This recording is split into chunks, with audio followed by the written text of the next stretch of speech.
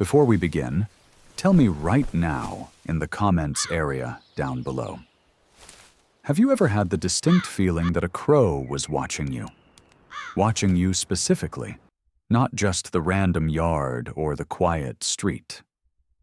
Think about the last time you saw one perched on a wire, sitting completely still on a rooftop or on the edge of a fence.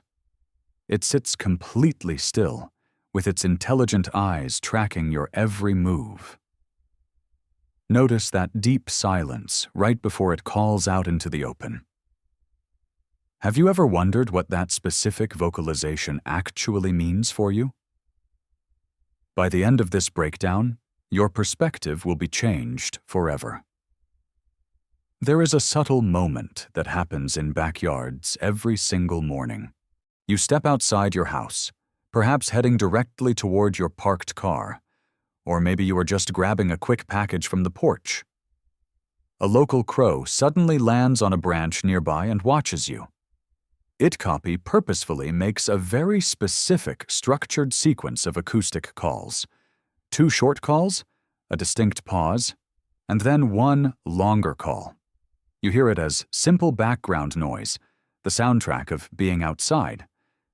But that specific acoustic sequence was not random at all. Crows do not vocalize the way most ordinary birds do today. They do not sing simple repetitive loops to mark their green territory. Instead, all of their vocalizations are deeply structured and calculated. Researchers have found that they use highly advanced call combinations. Combinations designed to signal highly specific tactical situations to the flock. Signals for food discovered, or a dangerous predator lurking nearby. Signals for an unfamiliar object placed directly in their environment, or a sudden change in the usual daily pattern of things. What sounds like random noise to us is an actual sentence, and one of the most common subjects of those sentences is you. This is the critical realization that changes the entire equation. Crows do not just recognize that a human being is present. They recognize exactly which specific human being is walking below. Famous studies out of the University of Washington proved this data. They demonstrated a reality that felt almost too strange to be true. Crows can easily identify individual human faces with high precision, and they remember those specific faces across consecutive years of life. Researchers wore a very specific mask while trapping local birds. Years later, those exact same crows would instantly recognize that mask. They would loudly scold, dive, and mob anyone wearing it. Even as the surrounding flock grew to include completely new birds that had never experienced the original trapping themselves.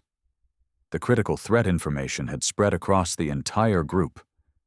One single crow's experience had successfully become the group's collective knowledge. Sit quietly with that operational concept for a brief moment. It means the local crows have been building a file on you, doing it completely quietly and doing it consistently over time. Every single morning you walk out directly to your vehicle. Every late afternoon you return back to your property line. Every single time you looked up at them or looked away. All of it has been carefully observed, cataloged, and shared. You were actively being studied long before you thought to study them. The systematic way they execute this logging is not accidental. Crows are intensely social creatures inside their territorial grids, and their entire social structure depends heavily on information flow. A single crow that notices something unusual inside your yard, like a new dog moving across the green grass space. It instantly broadcasts that exact data out to the entire sector, because crows can live for decades and often return to the same territories.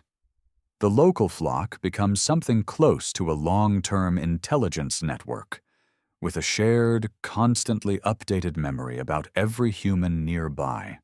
When one crow calls out as you step outside your house, it may be doing something as specific as announcing your identity, informing the others that a known fixture has entered the zone. This is the person who fed us during the last winter, or this is the one who threw something at us once, or perhaps this is the one we have not categorized yet. Watch. Some people earn what researchers describe as a positive reputation. They leave food out consistently and move with calm predictability. They do not stare directly in a way that reads threat. Over time, those people find that crows treat them differently, landing much closer and calling out in remarkably softer tones, occasionally bringing small found objects and leaving them nearby. There are many documented cases of crows returning actual gifts, returning gifts to specific people who fed them regularly. Bottle caps, a piece of shiny metal, or small screws. It sounds like a fictional story, but it is real. A girl in Seattle spent years feeding the local crows and began finding trinkets left at the exact feeding spot. A piece of foam with words, or a polished glass.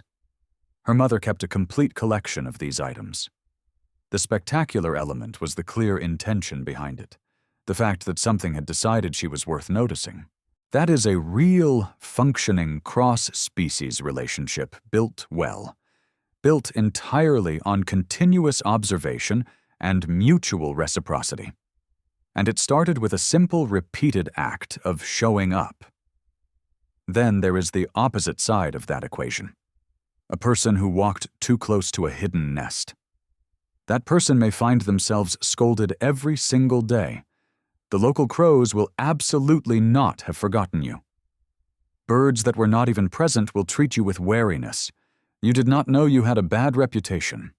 Crows operate in fission-fusion societies across the region, groups that split apart to forage and reconvene at roosts. What one crow learned today can spread through a roost tonight, influencing the behavior of birds across the city tomorrow. Your daily behavior ripples outward in ways you cannot trace. You leave for your work at the exact same hour. To the crows on that wire, your arrival is an event. It has a specific time, and it has a pattern. There is a version of your life recorded from above. A version recorded in a language you cannot read. The calls themselves carry much more than simple identity signals. Humans who have harmed crows receive scolding calls for years. There is a specific term researchers use: mobbing. A dynamic group action shot of 4 crows aggressively chasing a large hawk away across a clear blue summer sky. Crows understand cause and effect across time, and they plan. They hide food and remember exactly where it is located. They even deceive other crows that are watching them hide it. A crow that watches you is forming a mental model of your habits. It is in some functional sense imagining you when you are gone.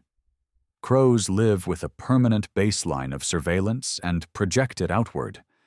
You have a reputation among them. You were just never told what it is.